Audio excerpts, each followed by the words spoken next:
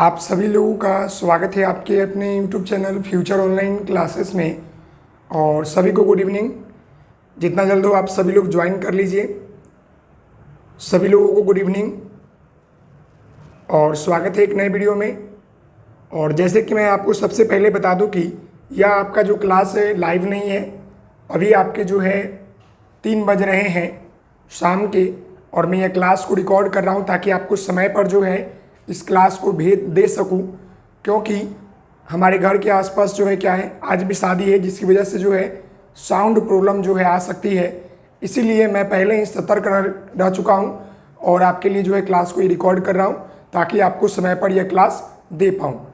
क्योंकि कल हमने जो है पेपर आपके F6 के जो है यूनिट 3 को स्टार्ट किया था और 2 बिंदु तक हमने कंप्लीट किया था, जिसमें बहुत सारी चीज़ों के बारे में हमने जाना था। आज आपके जो है उसी पेपर को जो है पूरी तरह से समाप्त करेंगे। जैसे कि मैं आपको बता दूं कि यह जो आपका पेपर है वो आपका F6 है, समझ गए। और इसके हम लोग यूनिट 3 की बात कर रहे हैं। हम लोग इसके जो है यूनिट 3 की बात कर रहे हैं, जो कि इस पेपर का जो है लास्ट यूनिट है। क्या है? जो कि इस पेपर का लास्ट जो है आपका यूनिट है। क्या है? लास्ट यूनिट है, समझ रहे हैं। और इसके यूनिट में जो है हमने पॉइंट 1 और पॉइंट 2 को जो है कल कंप्लीट किया था। आज हम लोग जो है इसके अगले पॉइंट की ओर बढ़ेंगे। तो सभी लोगों से निवेदन है जितना जल्द हो क्लास को ज्वाइन कीजिए, और नए हैं चैनल पर तो चैनल को लाइक कीजिएगा, शेयर कीजिएगा, सब्सक्राइब कीजिएगा। तो चलते हैं, हम लोग आगे बढ़ते हैं। तो जैसे कि आपको पेपर का नाम तो पता होगा कि शिक्षा में जेंडर और समावेशी परिप्रेक्ष्य है, जिसमें हम लोग 3rd यूनिट में जेंडर विमर्श और शिक्षा के बारे में हमने पढ़ा था। जेंडर अवधारणा और संदर्भ, पितृसत्ता व नारीवाद विमर्श के संदर्भ में जेंडर विभेद, कल हमने इसके बारे में पढ़ा था। उसकी अवधारणा क्या है, साथ ही साथ जेंडर विभेद क्या है, जेंडर पक्षपात क्या है, ये सभी चीज़ें जो है कल हमने पढ़ा था। उसके बाद हम लोग नारी सशक्तिकरण के ऊपर बात किया था, और समाजीकरण में जो है कैसे होता है, उसमें माता पिता की भूमिका, उसमें समुदाय की भूमिका, और आपके जो है आस पड़ोस की भूमिका, विद्यालय और मीडिया की भूमिका के बारे में हम लोग कल जो है जाने थे। तो एक एक करके जो है हम लोग सभी टर्मों को कल देखे थे। और अभी हम लोग जो है पॉइंट 3 के ऊपर बात करेंगे। तो ये लीजिए, आपका पॉइंट 3 आ चुका है, और आप सभी लोग जो है इधर ध्यान दीजिएगा जी। यह आपका जो है पॉइंट 3 है, और पॉइंट 3 की हम बात कर ले तो इसमें आपको जो है पढ़ना है शिक्षा व्यवस्था व विद्यालय में प्रचलित जेंडर विभेद, जेंडर विभेद में विद्यालय की भूमिका, समझ गए।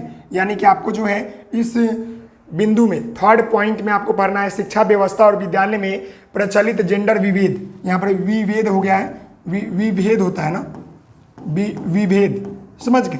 यानी कि जो आपका शिक्षा व्यवस्था और विद्यालय में प्रचलित जेंडर विभेद के बारे में आपको जानना है। तो कल हमने जो है इसके ऊपर बात किया था, शिक्षा व्यवस्था के ऊपर बात किया था, और विद्यालय में भी जो है बात किया था। अभी आप सभी लोगों को मालूम होगा जेंडर विभेद क्या होता है। कल ही मैंने आप सभी लोगों को बताया था कि जहाँ पर भी जो है लड़का और लड़कियों में लैंगिक अवधारणा, लैंगिक अवधारणा के ऊपर जो है जहाँ पर भेदभाव किया जाए, उसी को हम लोग क्या बोलते हैं, जेंडर विभेद बोलते हैं। तो कल हमने आपको बताया था, इतने सारे एग्जाम्पल देकर के लड़कियों को पढ़ने के मना किया जाता है। 10th करने के बाद आर्ट्स ले ले, साइंस नहीं ले, तुम लोग पढ़ लिख कर क्या करोगी, शादी हो जाएगी। ये सारी बहुत सारी चीज़ें जो है आपको देखने को मिलता है, चाहे उनके पालन पोषण हो, चाहे उनके पौष्टिक भोजन में हो, या उनकी पढ़ाई शिक्षा दीक्षा व्यवस्था में हो। तो वही बातों को हम समझेंगे एक एक करके। तो यहाँ पर शिक्षा व्यवस्था व विद्यालय में प्रचलित जेंडर विभेद की हम बात करेंगे।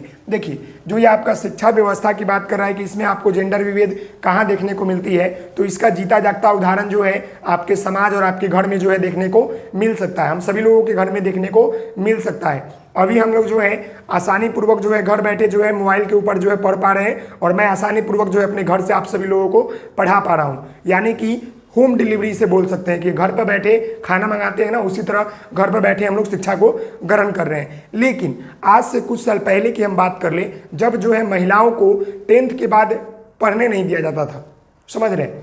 यानी कि कम एज में शादी की जाती थी, और लड़की हो जाने पर जो है उनसे घर का कार्य करवाया जाता था। बोलते थे कि शिक्षा व्यवस्था या शिक्षा दीक्षा जो है लड़कों के लिए होती है, लड़की के लिए तो चूल्हा चौका होता है। ऐसे जो है कहा करते थे, बहुत सारे बुकों में आपको देखने को मिलेगा। लेकिन वर्तमान परिप्रेक्ष्य की बात कर ले, वर्तमान समय की बात कर ले, तो यह अवधारणा जो है बदलाव देखने को मिला है। अभी क्या है कि लड़का और लड़की जो है दोनों कदम से कदम मिलाकर हर सीढ़ी को चढ़ रहे हैं और हर क्षेत्र में जो है लड़कियां और लड़का दोनों जो है नाम कर रहे हैं। लेकिन आज से पुराने वर्षों की हम बात कर ले, उस समय जो है कहा जाता था कि लड़का जन्म ले लिया तो वह जो है चिराग है, और लड़की ले ली तो वो चिराग को नाम रोशन नहीं करेगी, क्योंकि इसका तो शादी विवाह हो जाएगी, यह पराया धन है, दूसरे के घर चली जाएगी। लेकिन अभी समय में देखिएगा तो ऐसा कुछ नहीं है, बदलाव आपको देखने को मिला है। लेकिन विभेद वही हो गया ना कि 10th करने के बाद लड़की बोलती थी कि मुझे साइंस पढ़ना है, घर वाले बोलते थे कि फलाना के लड़का बोला है या उसके पापा बोले हैं कि लड़की तो साइंस थोड़ी पढ़ती है, लड़की के लिए आर्ट्स होती है, लड़के के लिए साइंस होती है। तो ये सभी चीज़ें, ये सभी जगह जो है जेंडर विभेद आपको देखने को मिलता है, जहाँ पर जो है लड़का और लड़कियों में भेदभाव देखने को मिलता है, चाहे वो लैंगिक अवधारणा पर हो या शिक्षा व्यवस्था की अवधारणा पर हो या आपके जो है पालन पोषण या आपके जो है रख रखाव और आपके भोजन के ऊपर हो। रख रखाव की बात कर ले या पालन पोषण की बात कर ले तो लड़कों के ऊपर जो है ज़्यादा बचपन में ध्यान दिया जाता था। लड़की है यार छोड़ दो यार, गिरने तो लड़की है, क्या हो जाएगा, लड़का तो हमारा बुढ़ापा का सहारा बनेगा। लेकिन आज ऐसा समय आ चुका है कि लड़के भी धोखा देते हैं अपने माता पिता को और लड़की ही जो है अपने माता पिता को सार्थक बना रही है। समझ रहे? चलिए यहाँ पर समझने का प्रयास कीजिएगा। जेंडर समानता स्थापित करने की दृष्टि से विद्यालय की भूमिका अत्यंत महत्वपूर्ण है। स्व शिक्षा वाले विद्यालयों में शिक्षक तथा अन्य साले इसको लिख सकते हैं, अन्य साले यानी कि विद्यालय स्टाफ द्वारा जो है बालक और बालिकाओं की गतिविधियों पर नजर रखी जाती है तथा ऐसे प्रयास किए जाते हैं कि बालक और बालिकाओं के साथ समानता के व्यवहार हेतु प्रेरित हो। यानी कि विद्यालय में भी जो है शिक्षक और विद्यालय के जो सालाएँ मतलब कहने का मतलब होता है, इसका मतलब होता है विद्यालय, समझ गए, विद्यालय के जो नॉन टीचिंग स्टाफ होते हैं उन सभी लोग जो है बालक और बालिकाओं की गतिविधियों के ऊपर नजर रखते हैं ताकि कहीं उनके साथ जो है जेंडर विभेद होता ना दिखे। विद्यालय में इसके ऊपर रोक है और जहाँ भी होता है उसको कड़ी से कड़ी जो है सजा दी जाती है, कड़ी से कड़ी जो है बातें बोली जाती है ताकि अगली बार जो है बच्चे ऐसी गलती नहीं करें। आपको कक्षा कक्ष में जो है जेंडर विभेद देखने को मिलेगा, विद्यालय में देखने को मिलेगा, समाज में देखने को मिलेगा, परिवार में देखने को मिलेगा। देखने को तो प्रत्येक जगह मिलेगा, लेकिन इसको रोकथाम करने वाला बहुत कम ही लोग होते हैं, क्योंकि जरूरी है। समझ रहे हैं? शिक्षा अगर आपके पास हो जाएगा तो आप ये सारी चीज़ों में जो है बिलीव करना छोड़ दीजिएगा कि जेंडर पक्षपात क्या है, लड़का है लड़की है, दोनों इंसान है ना, जो लड़का कर सकता है वो लड़की कर सकती है, दोनों कर सकता है, क्या दिक्कत है इसमें। चलिए यहां तक समझ में आ गया, आगे बढ़ते हैं। अगला यहां पर बिंदु के बारे में समझिएगा। यहां पर आपका है स्टूडेंट टीचर इंटरेक्शन। देखिएगा इसमें भी जो है आपको जेंडर विभेद देखने को मिलता है। अब यहां पर समझिएगा, ये इंटरेक्शन का मतलब होता है कि शिक्षक, यहां पर समझिएगा, आपके शिक्षक एवं छात्र के बीच वार्तालाप, छात्र के बीच वार्तालाप यानी बातचीत। समझ गए? ये आपको जो है कक्षा कक्ष में भी जो है देखने को मिलता है कि अक्सर जो है अगर नौजवान शिक्षक है और हायर सेकेंडरी स्कूल में या हायर स्कूल में पढ़ा रहा है, गर्ल्स कॉलेज में, तो वहाँ पर जो है वो लड़कियों से बोलने में या प्रश्न पूछने में थोड़ा बेहिजक होता है, मतलब कि थोड़ा झिझकता है कि मैं कैसे पूछूं, क्योंकि वो जानता है कि यहाँ पर भी जो है बहुत सारे लोग जो है अगर हम पॉजिटिव भी रहेंगे तो निगेटिव ले लेंगे और जेंडर पक्षपात की बात करेंगे। अगर आप कक्षा कक्ष की छोटे की बात कर ले तो अगर कोई लड़का टीचर है ना, लड़की की भी हम बात कर ले, देखिए अक्सर आपने देखा होगा कि छोटे विद्यालय में या बड़े विद्यालय में अगर महिला शिक्षक होती है और वहाँ पर ज़्यादातर जो है पुरुष है और ज़्यादातर जो है कम महिला है, मतलब कि ज़्यादातर बच्चे हैं, लड़के हैं और कम लड़कियां हैं, तो जितने भी प्रश्न पूछे थे ना महिला वाली लोग, वो सारे लड़कियों से पूछती है। और लड़कों की भी यही होती है, जो लड़के शिक्षक होते हैं वो भी सारे प्रश्न जो होते हैं ना लड़कों से पूछेंगे। तो यहाँ पर क्या हो जाएगा, जेंडर विभेद हो जाएगा कि गर्ल्स टीचर है तो गर्ल्स से पूछ रहा है और बॉयज़ टीचर है तो बॉयज़ से पूछ रहा है। तो इसे दूर करना है, ऐसा नहीं होना चाहिए। जो शिक्षक और जो आपका स्टूडेंट है उसके बीच का जो इंटरेक्शन होना चाहिए वो फ्रीक्वेंटली होनी चाहिए और स्वतंत्रता पूर्वक होनी चाहिए और किसी तरह की कोई भेदभाव नहीं होनी चाहिए, ताकि कोई भी बच्चा जो है प्रश्न पूछने में डरे नहीं और वो मतलब किसी भी शर्म के मारे न रहकर वो मतलब आसानी से अपने शिक्षक और अपने गुरु से जो है प्रश्न पूछ सके, चाहे वो लड़का हो या लड़की हो। क्लियर है यहाँ तक? चलिए यहाँ पर देखिएगा, विद्यालय शिक्षक के बीच अच्छा संबंध जो है होना चाहिए। विद्यार्थी और शिक्षक के बीच जो है अच्छा संबंध होना चाहिए, किसी प्रकार के भेदभाव नहीं होना चाहिए, चाहे वो लड़की हो चाहे वो लड़का हो, सभी को समान अधिकार एवं सामान्य नज़र से देखना चाहिए, क्योंकि शिक्षा कि बच्चों की भावी जीवन के विकास के लिए कार्य करते हैं अगर वह समानता नज़रों में, अगर वो समानता नज़रों से लड़के और लड़कियों को देखेंगे तो स्टूडेंट टीचर की इंटरेक्शन जो वो होगा नकारात्मक हो जाएगा। यानी कि असमानता, देखिए अगर वह यहाँ पर असमानता नज़र से देखेंगे तो जो शिक्षक और जो आपका स्टूडेंट है उनके बीच का जो इंटरेक्शन होगा वो क्या हो जाएगा, नकारात्मक होगा। यानी कि गलत तरीके से बिहेव करेंगे तो गलत हो जाएगा, सही तरीके से करेंगे तो सही हो जाएगा। वही बातें यहाँ पर है कि जेंडर विभेद जो है यहाँ पर भी देखने को मिलता है कि एक महिला शिक्षक है तो केवल वो महिला से ही प्रश्न पूछेगी, एक पुरुष शिक्षक है तो पुरुष से ही प्रश्न पूछेगा। लेकिन अगर एक पुरुष शिक्षक जो है लड़की से ज़्यादा प्रश्न पूछने लगे तो यहाँ भी आपको जेंडर विभेद देखने को मिलेगा, नेगेटिविटी की ओर बढ़ेगा और लोग जो है गलत फहमी में रहेंगे और गलत चीज़ें जो है सोचेंगे। इसलिए जो है हमें ध्यान देना चाहिए कि एक विद्यार्थी और शिक्षक का जो इंटरेक्शन होता है, समझ गए, वह बेहतर होना चाहिए, एकदम पॉजिटिव होनी चाहिए और बेहतर होनी चाहिए और इक्वल होनी चाहिए। जितना प्रश्न लड़के से उतना प्रश्न लड़की से, ताकि किसी के मन में जो है कोई तरह का कोई खोट ना रहे। समझ गए, क्लियर यहाँ तक? चलिए, अगर दिक्कत होगा कमेंट कीजिएगा, मैं आपको बता दूंगा, टेंशन नहीं लीजिएगा। अब यहाँ पर देखिए आपका अगला जो बिंदु है कि कक्षाई प्रक्रिया की हम बात कर ले। कक्षाई प्रक्रिया में भी जो है आपको जेंडर विभेद जो है देखने को मिलता है। समझ गए कैसे? अब मैं आपको बता दूं। देखिए कक्षाई प्रक्रिया कहने का मतलब होता है कि लड़का और लड़की दोनों बैठते हैं, लेकिन अक्सर जो है आप देखिएगा कि आगे जो है कभी कभी लड़कियों को बैठाया जाता है, पीछे लड़कों को बैठाया जाता है, कभी कभी लड़कों को आगे बैठाया जाता है, कभी कभी लड़कियों को पीछे बैठाया जाता है। तो इस तरह का क्यों? यहाँ भी जो है विभेद देखने को मिलता है। अरे बच्चे हैं, सभी को सामान्य रूप से बैठने का अधिकार है। ऐसा तो थोड़ी है कि लड़की हो तो वो आगे ही बैठेगी, ऐसा भी नहीं है कि लड़का है तो तुम आगे ही बैठोगे।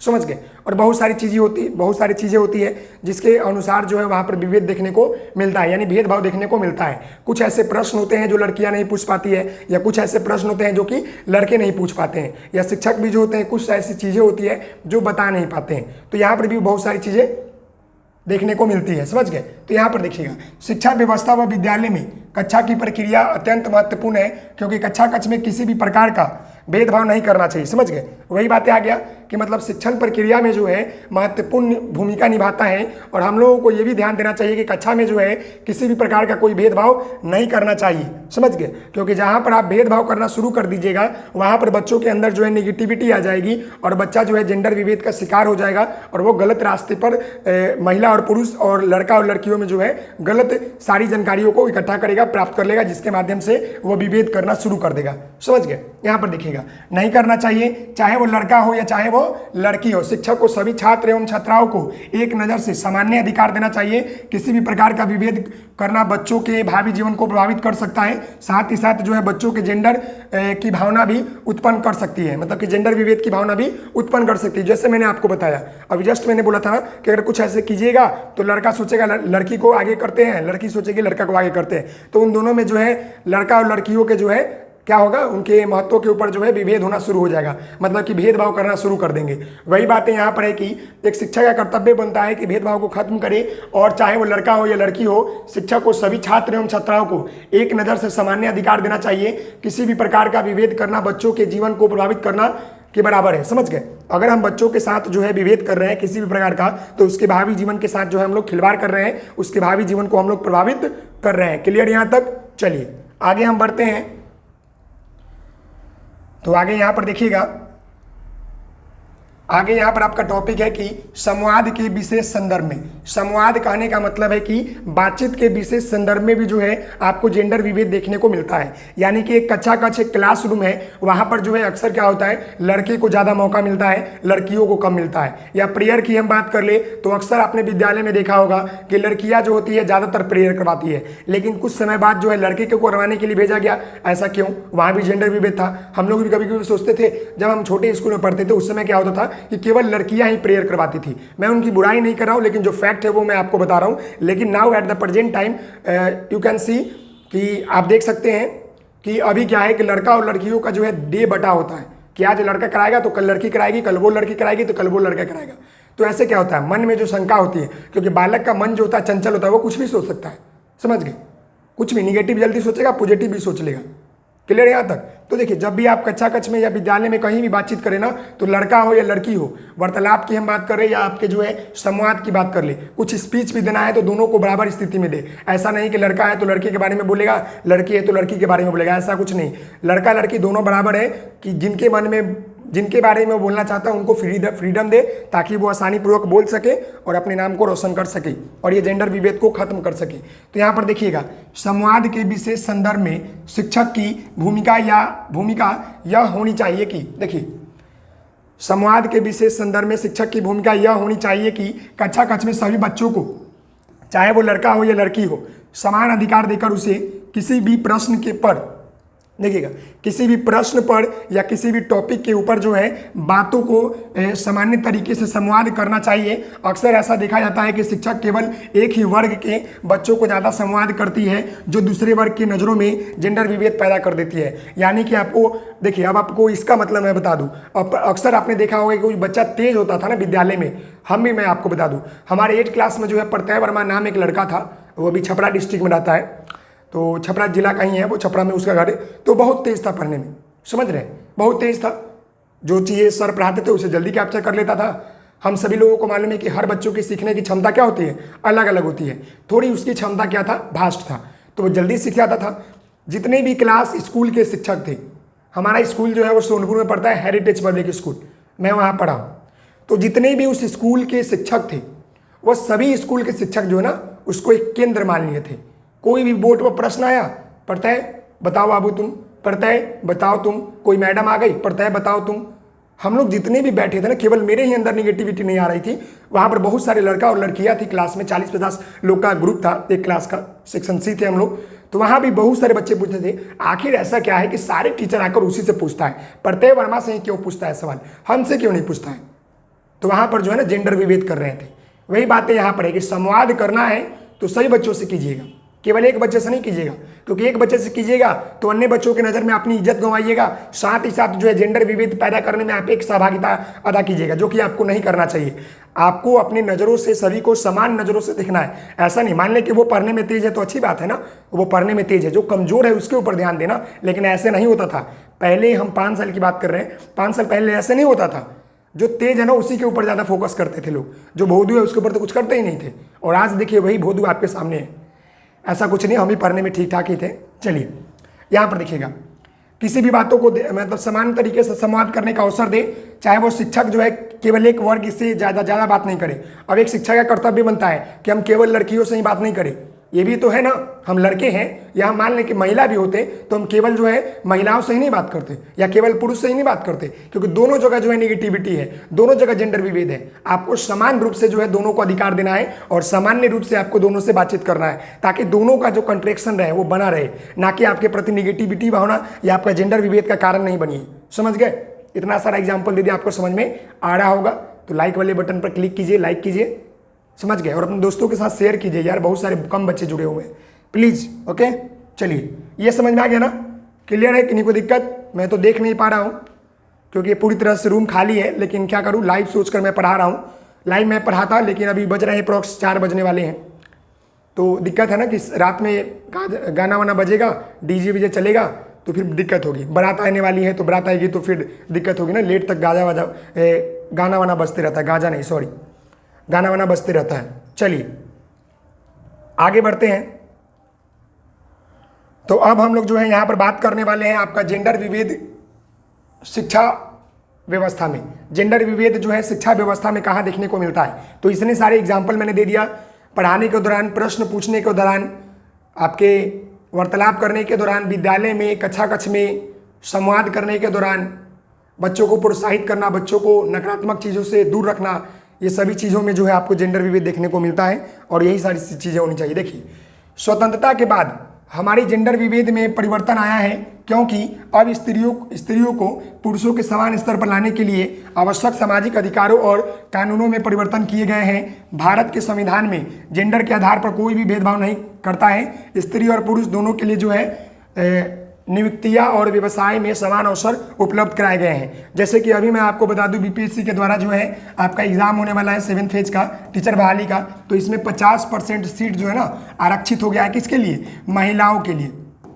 ये 50% सीट जो है ना महिलाओं के लिए आरक्षित है। यानी मान लें कि आपका 80,000 जो है आपका सीट है प्राइमरी में, तो 40,000 सीट जो है ना महिलाओं के लिए है। समझ गए? ये हो चुका है। अब क्या चाहिए?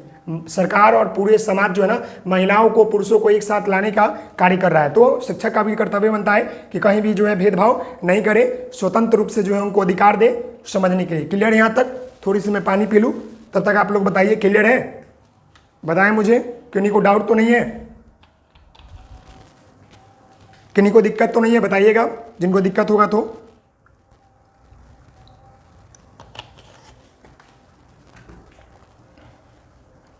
चलिए आगे बढ़ते हैं। अब हम लोग जो है पॉइंट 4 के ऊपर बात करते हैं। ये देखिए आपका पॉइंट 4 आ गया, पॉइंट 3 कंप्लीट हो गया। तो यहाँ पर आपका जो है क्या बात करना है? जेंडर संवेदनशीलता के बारे में बात करना है और समानता में शिक्षा की भूमिका के बात करना है। समानता का मतलब क्या होता है और आपका जेंडर संवेदनशीलता का मतलब क्या होता है? ये संवेदनशीलता का मतलब होता है किसी के प्रति जो है सहानुभूति। समझ गए?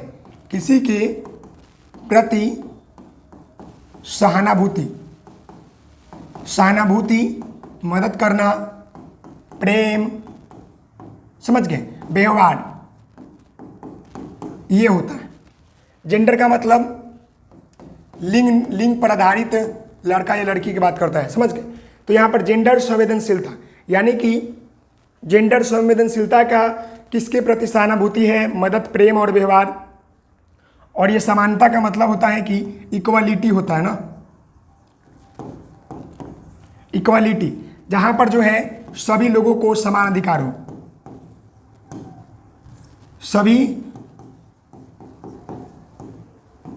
सभी लोगों को सम्मान,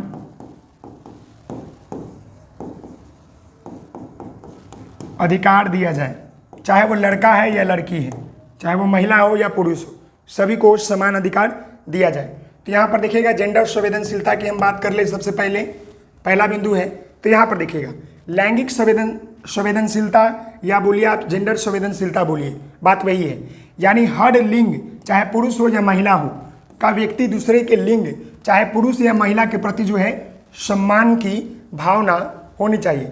यानी कि आदर सम्मान की भावना हो। जेंडर संवेदनशीलता का मतलब वही होता है। देखिए कहने का मतलब है कि लैंगिक संवेदनशीलता यानी कि हर लिंग, चाहे वो पुरुष हो या महिला हो, या व्यक्ति दूसरे लिंग के, चाहे वो पुरुष हो या महिला हो, प्रति सम्मान भाव रखे। यानी कि लड़का और लड़की जो है एक दूसरे के प्रति जो है, या महिला या पुरुष जो है एक दूसरे के प्रति जो है संवेदनशीलता रखे। यानी कि आप उनकी इज्जत करें, वो आपकी इज्जत करे, एक दूसरे की इज्जत करे। समझ गए? ऐसा नहीं, भेदभाव नहीं करे। भेदभाव जब करेंगे तो दिक्कत आएगी। क्लियर? यहाँ तक वही बात है। देखिए भेदभाव नहीं करे और सम्मान भाव रखे, लिंग भेद के दरकिनार कर एक दूसरे के प्रति जो है सम्मान भाव होना ही लैंगिक संवेदनशीलता है। यानी कि एक दूसरे के प्रति प्यार, एक दूसरे के प्रति इज्जत, एक दूसरे का रख रखाव, मदद करना, व्यवहार अच्छा से बातचीत करना, वही आपका जो होता है लैंगिक संवेदनशीलता होता है। यहाँ पर देखिएगा जेंडर संवेदनशीलता से आशय है कि समाज में दोनों लिंग व्यक्ति एक दूसरे की भावनाओं को समझे और साथ ही साथ एक दूसरे के सहयोगात्मक व्यवहार करे, एक दूसरे के प्रति जो है संवेदनशील हो, यानी मदद करे, साथ ही साथ किसी भी लिंग के नीचा दिखाने का प्रयास नहीं करे। संवेदनशीलता दोनों लिंगों के मध्य समानता का व्यवहार जो है क्या लाने का कार्य करता है, लाने का संदर्भ में प्रयास करता है। यानी कि समानता का, यानी कि सम्मान भाव का लाने का प्रयास करता है। सम्मान भाव, समझ गए? यानी कहने का मतलब समझ गए ना कि जेंडर संवेदनशीलता क्या है। यहाँ पर देखिएगा जेंडर संवेदनशीलता का आशय जो है समाज में रहने वाले दोनों लिंगों के लोग एक दूसरे के क्या करे, मदद करे, सपोर्ट करे, प्यार करे, एक दूसरे के जो है नीचे दिखाने का प्रयास नहीं करे, साथ मिलकर जो है काम करे, वही जो होता है आपका जेंडर संवेदनशीलता होता है। यानी कि एक दूसरे के प्रति जो है संवेदनशील होना। समझ गए? उसी को बोलते हैं। यहाँ तक क्लियर है ना? जैसे कि लड़का हो या लड़की के प्रति जो है अच्छा व्यवहार रखे, आचरण रखे, लड़की जो है वो लड़का के प्रति अच्छा व्यवहार और आचरण रखे, एक दूसरे का सपोर्टिव रहे, एक दूसरे को मदद करे, किसी को नीचा दिखाने का कार्य नहीं करे, वो सभी आपके जो है लैंगिक संवेदनशीलता के अंतर्गत आता है, या समानता की बराबरी करके। क्लियर है? चलिए आगे हम बात कर ले, जो कि आपका अंतिम टर्म है। ये देख लीजिए आपका अंतिम टर्म ही है, इसके बाद आपका ये पूरी तरह से पेपर जो है समाप्त हो जाएगी। तो यहाँ पर देखिएगा ये आपका अगला बिंदु है कि समानता में शिक्षा की भूमिका। समझ गए? अब यहाँ पर समानता का आने का मतलब होता है जहाँ पर बराबर की स्थिति हो, जहाँ पर बराबर की स्थिति, समझ गए, बराबर की स्थिति को हम लोग समानता कहते हैं। जहाँ पर जो है शिक्षक और बालकों का या आपका महिला या पुरुषों का जो है स्थिति क्या हो, बराबर हो, समानता हो, जहाँ पर किसी तरह की कोई भेदभाव नहीं हो, लड़का हो लड़की हो सभी को एक समान रूप से देखा जाए। यहाँ पर वही देख लीजिए, यहाँ पर शिक्षा की भूमिका पूछा है, तो यहाँ पर देख लीजिए शिक्षा के क्षेत्र में भी जो है समानता बहुत अधिक महत्वपूर्ण है। स्वतंत्रता के बाद बालिकाओं के शैक्षिक क्षेत्र में गिरते हुए नामांकन कारण शिक्षा आयोग ने बालिकाओं की शिक्षा पर बल दिया और कहा कि हमारे माननीय संसाधन में पूर्व विकास, घरों सुधार और शासकों के सर्वाधिक संस्कार ग्राही वर्गों में बच्चों के चरित्र के निर्माण हेतु स्त्रियों की शिक्षा अत्यंत महत्वपूर्ण है। स्त्री शिक्षा परिसिद्ध और घटाने की सहायता हो सकती है। आधुनिक समय में स्त्रियां का कारीगर एवं संतान पालन से कई आगे जो है, आप उनको निजी व्यवसाय के साथ साथ जो है हर क्षेत्र में महिलाएं जो है पुरुष से आगे निकल रही है। कहने का मतलब है कि अगर हम पुराने क्षेत्र की बात करते तो पुराने समय में जो है महिलाओं को पढ़ने नहीं दिया जाता था, जो भी था उसको नीचे रखा जाता था, उनको केवल खाना बनाना, पुरुषों की सेवा करना, बच्चों की सेवा करना, घर चलाना, यही रहता था। लेकिन अभी वर्तमान समय में हम बात करें तो महिलाएं जो है पुरुषों के साथ में जो है कदम से कदम जो है मिलाकर चल रही है। जैसे देख सकते हैं कि आधुनिक समय में स्त्रियों का कारीगरी एवं संतान पालन से कई आगे अपने आप के निजी व्यवसाय अपनाना नहीं है। साथ ही साथ जो है हर क्षेत्र में जो पुरुष के समान जो है सामान्य स्तर पर कार्य कर निर्वहन कर रही है। इसलिए लिंग समानता को लागू करना चाहिए और समाज में स्त्री और पुरुषों के बीच किसी भी प्रकार का भेदभाव नहीं करना चाहिए। दोनों को आज़ादी देनी चाहिए, लड़का ही हो या लड़की हो, दोनों को आगे का बढ़ने का मौका देनी चाहिए। तो यहाँ पर जो है आपका पेपर जो है पूरी तरह से यह समाप्त होता है। अगर जो भी सवाल रह गया, थोड़ी सी डाउट रह गई होगी तो आप पूछ लीजिएगा, मैं आपको देखकर कमेंट देखकर आपको मैं बता दूंगा। तो मैं आपको बता दूं कि यह जो था आपका बिंदु आपका 4 था, जो कि आपका पेपर जो था F6 वो पूरी तरह से कंप्लीट होता है। आप सभी लोगों को थैंक यू सो मच इतना सारा प्यार और सपोर्ट करने के लिए। और मैं आपको बता दूं कि हमने जो है यूनिट 3 आपका जो है कंप्लीट कर दिया है। किसका पेपर आपका जो है F6 का, पेपर आपका जो है F6 का। तो मैं आपको बता दूं कि ये पेपर भी जो है ना आपका पेपर जो F6 है, ये जो आपका पेपर F6 है, इसका कोर्स जो है आपका कंप्लीट हो गया, क्योंकि इस पेपर में केवल आपको 3 ही यूनिट पढ़ना है। कितना यूनिट पढ़ना है? 3 यूनिट पढ़ना है। तो ये पेपर जो है पूरी तरह से आपका कंप्लीट हो गया, ये पेपर आपका जो है पूरी तरह से कंप्लीट हो गया, समझ गए। तो आशा करता हूँ कि आपको ये वीडियो पसंद आई होगी, और जिनका भी इसमें किसी तरह कोई वीडियो छूट गया है, टॉपिक छूट गया है, आपको प्लेलिस्ट में मिल जाएगा, आप वहाँ जाइएगा, देख लीजिएगा, तो सारी डाउट जो है आपको क्लियर हो जाएगी। कल हम लोग जो है F7 पेपर के ऊपर बात करेंगे और यूनिट 3 के ऊपर बात करेंगे। तो मिलते हैं नेक्स्ट वीडियो में, तब तक के लिए धन्यवाद, थैंक यू सो मच। जय हिंद, जय भारत। आप सभी लोग इसी तरह मन लगा के पढ़ाई करते रहिएगा बेहतर तरीके से, और 9:30 बजे जुड़ना नहीं भूले। सीटेट का प्रैक्टिस सेट हिंदी का आज होने वाला है, तो आप सभी लोग जुड़ना नहीं भूलिएगा, बेहतर तरीके से पढ़ाई कीजिए। मिलते हैं नेक्स्ट वीडियो में, तब तक के लिए धन्यवाद, थैंक यू सो मच। सभी को good night, okay, take care, bye bye.